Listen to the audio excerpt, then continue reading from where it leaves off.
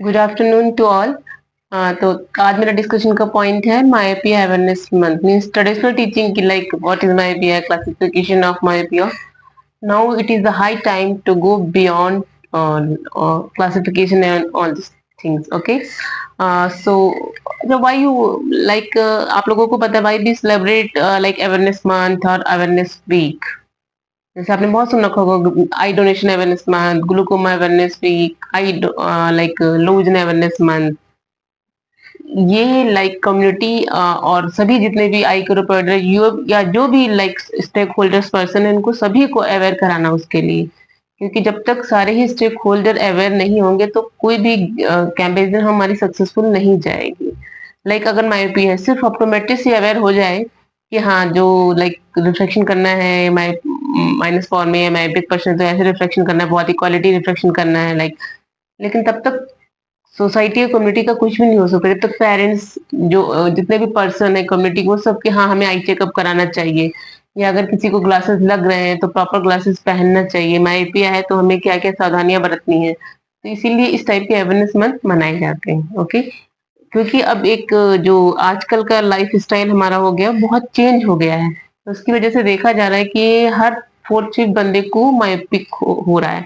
इसी की वजह से पहले ऐसा कुछ लाइक मायोपिया अवेयरनेस वीक नहीं मनाया जाता था, पर अब हर एवरी ईयर मई में हम 19 मई टू 25 मई को मायोपिया अवेयरनेस वीक के रूप में बनाते हैं. ऐसा क्यों? क्योंकि लाइक ऐसे कोई ध्यान ना दे रहा, लेकिन जब हम मायोपिया अवेयरनेस वीक चल रहा है तो सभी हॉस्पिटल लाइक जितने ही आई केयर प्रोवाइडर हैं ऑप्थेल्मोलॉजिस्ट ऑप्टोमेट्रिस्ट सभी को उसके लिए कुछ ना कुछ एक्टिविटी कर रहे हैं, तो लोग अवेयर हो रहे हैं.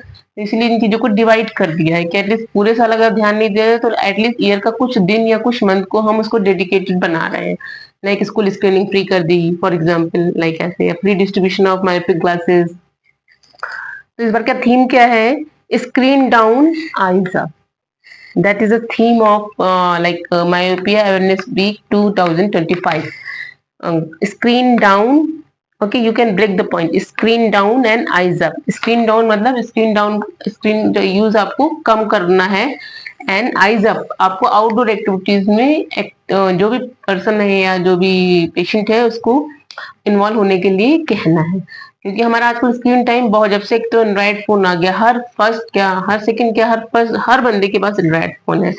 और हर बच्चा या हर यंग बंदा एज कोई भी एज ग्रुप का आपका लिमिटेशन ही नहीं रहा है, सभी लोग हमारा स्क्रीन टाइम मोबाइल नहीं तो डेस्कटॉप, डेस्कटॉप नहीं है तो लैपटॉप. जो हमारा जॉब प्रोफाइल हो गया, ऐसी कोई जॉब प्रोफाइल लगभग नहीं, 80% जॉब प्रोफाइल में आपका कंप्यूटर नॉलेज नेसेसरी हो गया कि आपको कंप्यूटर यूज करना ही करना है. तो कहीं ना कहीं हम लाइक हमारा लाइफ का ग्राफ तो अप हो रहा है, पर कहीं ना कहीं हम अपनी बॉडी या किसी को कंप्रोमाइज कर रहे हैं, बहुत ज्यादा कंप्रोमाइज कर रहे हैं. पर एज एजुकेटेड पर्सन या एज ऑप्टोमेट्रिस्ट ये बहुत अवेयरनेस बहुत जरूरी है कि किस चीज का कितना साइड इफेक्ट हमारी बॉडी या किसी भी सिस्टम पे पड़ रहा है.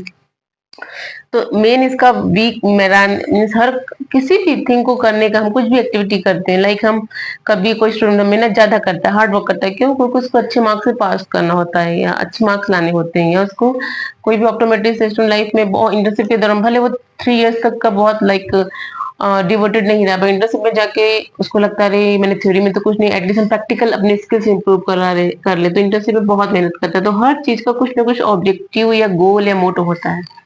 So what is the like goal of myopia awareness week? First is education. This is the most important thing because this is applicable for कि हमें लोगों को मायोपिया के लिए जागरूक करना होगा, अवेयर करना होगा.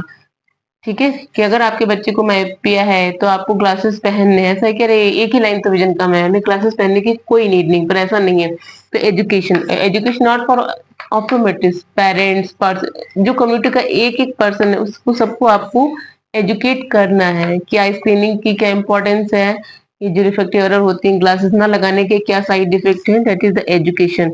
फिर अर्ली डिटेक्शन. अर्ली डिटेक्शन क्या है?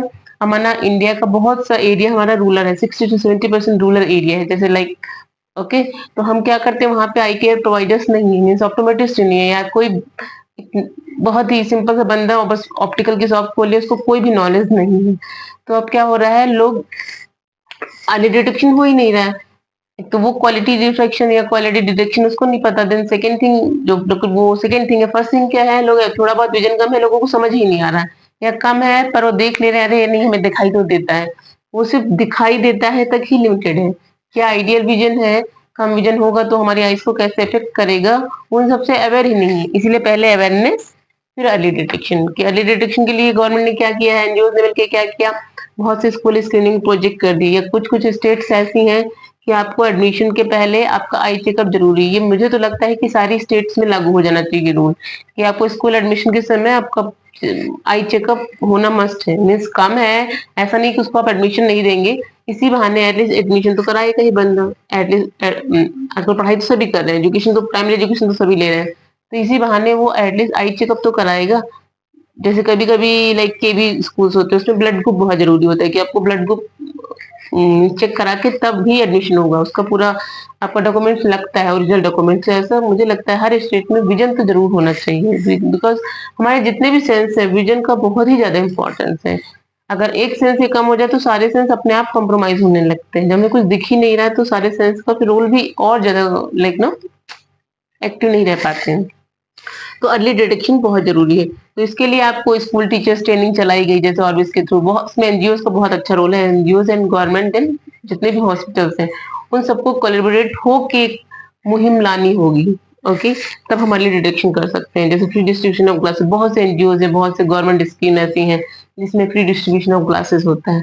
पर अब माना हमने किसी स्कूल में स्कूल स्क्रीनिंग की, किसी भी हॉस्पिटल ने, वहाँ पे मैंने 200 पेशेंट की स्क्रीनिंग की स्टूडेंट्स की, और 50 पेशेंट को ग्लासेस लगा।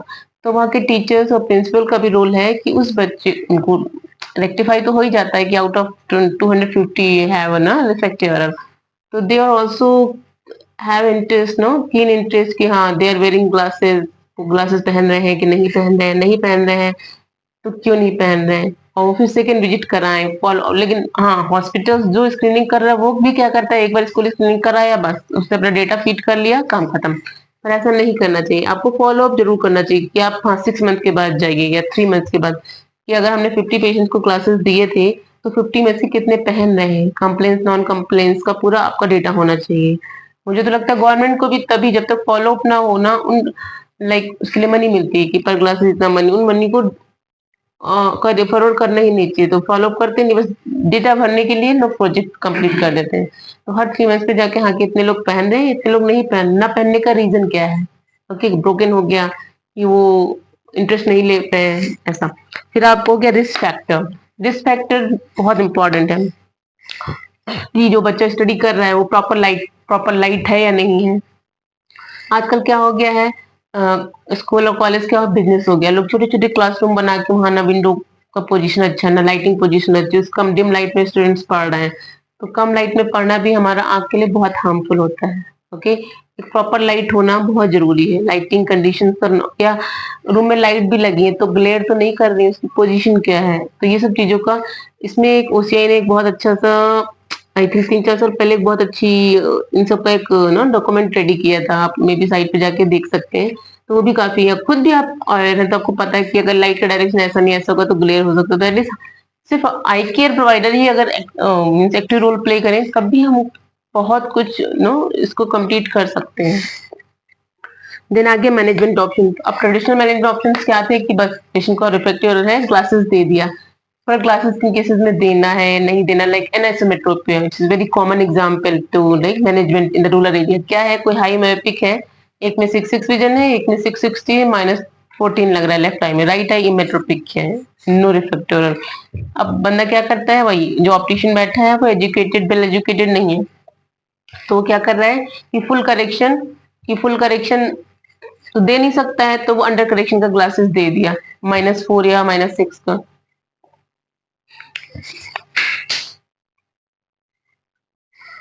हाँ, तो जैसे मैंने एनिसोमेट्रोपिया की बात कर रही थी, अब -14 तो फुल करेक्शन तो आप दे नहीं सकता, वो तो उसने क्या किया, -4 का मायोपिक करके मीन्स विजन 636, राइट आई 66। तो अब क्या, वो बंदा तो बेचारा, उसको वो ऑप्टोमेट्रिस्ट नहीं है तो उसको आइडिया नहीं है कि अगर एक में हम अंडर करेक्शन पहन रहे हैं तो इसका क्या नुकसान है। तो एज ऑप्टोमेट्रिस्ट उसको एक्सप्लेन करना चाहिए, उसको भी क्या लगता है पेशेंट आया हुआ है चलो ग्लासेस दे देते हैं काम खत्म, बट ऐसा नहीं है। No we have you also no integrity empathy होना हमारे अंदर बहुत जरूरी है कि हाँ ठीक है आपने क्लासेस दी दीजिए, कोई प्रॉब्लम नहीं है, पर उसको आपको साइड इफेक्ट बता दीजिए कि ठीक है अभी के लिए आप ग्लासेस पहनिए, लेकिन अगर इस केस में आप कॉन्टेक्ट लेंस पहनेंगे तो बेटर रहेगा। या आप उसको सेकेंडरी या टर्सरी सिम्टम में रिफर कर दीजिए।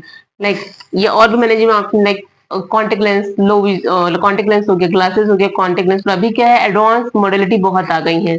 ओके, जैसे एट्रोपिन का यूज हो रहा है, आर्थोकेराटोलॉजी हो गया है, स्पेशल ग्लासेस भी आ रहे हैं जो मायोपिक करेक्शन कर रहे हैं। वो बहुत पॉपुलर तो नहीं हुए हैं, जाइज और होया के थ्रू निकले हैं, तो वो सब ऑप्शंस भी हैं। तो एटलीस्ट देखिए, आप कभी कभी कैप स्टडीज बहुत हमारे ग्रुप में आया करती हैं, तो एटलीस्ट आप अवेयरनेस के थ्रू कैप स्टडीज को फिल करिए ऑप्शन, तो एटलीस्ट आपको क्वेश्चन तो पता लगेंगे, फिर आपके अंदर क्यूरियोसिटी आएगी कि हाँ अच्छा ये भी कुछ होता है क्या, लाइए पढ़ते हैं। तो कैप स्टडीज बहुत ही हुआ करती है, बहुत ही बॉम्ब टॉपिक है, तो आपको नए ऑप्शन भी पता होने चाहिए।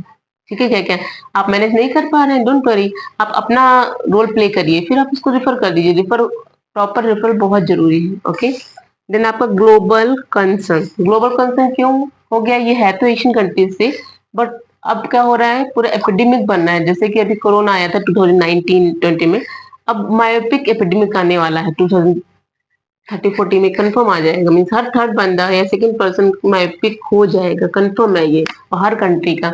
तो इसमें डब्ल्यू ने और Brien Holden Vision Institute BHVI ने बहुत अच्छा रोल प्ले किया है। तो वो भी बहुत कंसर्न रख रही है इसके लिए कि इसको आखिर इसका प्रिवेंशन हम कैसे करें। इसलिए ग्लोबल कंसर्न ये हमारा गोल है। उन लोग एक थीम बना रहे हैं। ये हेलो। थीम किसने, किसी भी, जैसे ये थीम है like screen down eyes up, ये थीम किसी एक पर्सन ने नहीं रखी। जो ये एसोसिएशन होती हैं, इनको प्रिवेंट करना है, नेशन लेवल पे नहीं, इंटरनेशनल लेवल पे। तो ये थीम, जैसे ग्लूकोमा की हर बार थीम अलग होती है, आई डोनेशन वीक की थीम अलग होती है, तो उस अवेयरनेस के थ्रू हम एक थीम देते हैं जिससे कि लोग और जागरूक और एक्टिव हो। और एज ऑप्टोमेट्रिस्ट हमारा बहुत रोल है कि हम सराउंडिंग्स में क्या हो रहा है, आई केयर से रिलेटेड वो कैसे मैनेज हो रही हूँ, सबका हम बहुत ध्यान रखें। तो आज का हमारा टॉपिक था मायोपिया अवेयरनेस की। तो या फिर से एक रिव्यू, ये 19 to 25 में होता है। ठीक है, हर साल की थीम अलग होती है। मे बी न्यू अब नेक्स्ट 2026 होगा, उसकी थीम कुछ अलग होगी। हमारे बेसिक जो डेटा होता है या जो बेसिक थिंग्स होती है उनके बेसिस। Thank you.